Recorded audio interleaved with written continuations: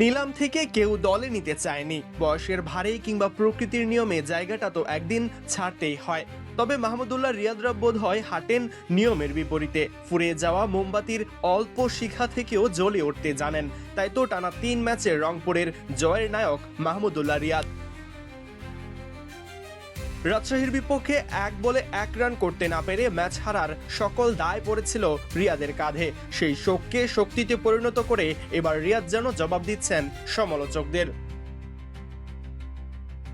16 বলে 34, এরপর 41 বলে 51, আর আজ চট্টগ্রামের বিপক্ষে খেললেন ম্যাচ উইনিং নক। 19 বলে করেছেন 30 রান, 160 ছুঁই স্ট্রাইক রেটে অপরাজিত থেকে রংপুরকে দিলেন আরেকটি জয়ের স্বাদ।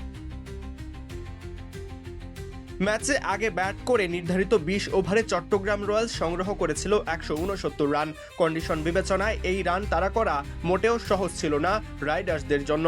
তবে শুরুতেই কাইল মায়ার্সের ঝড়ে ম্যাচের নিয়ন্ত্রণ নিয়ে নেয় সাগরিকার দলটি। শেষের দিকে দায়িত্ব নিয়ে ম্যাচ শেষ করে আসেন রিয়াদ। চট্টগ্রামের বিপক্ষে 5 উইকেটের জয় নিয়ে পয়েন্ট টেবিলের শীর্ষে উঠে এসেছে রংপুর বাহিনী।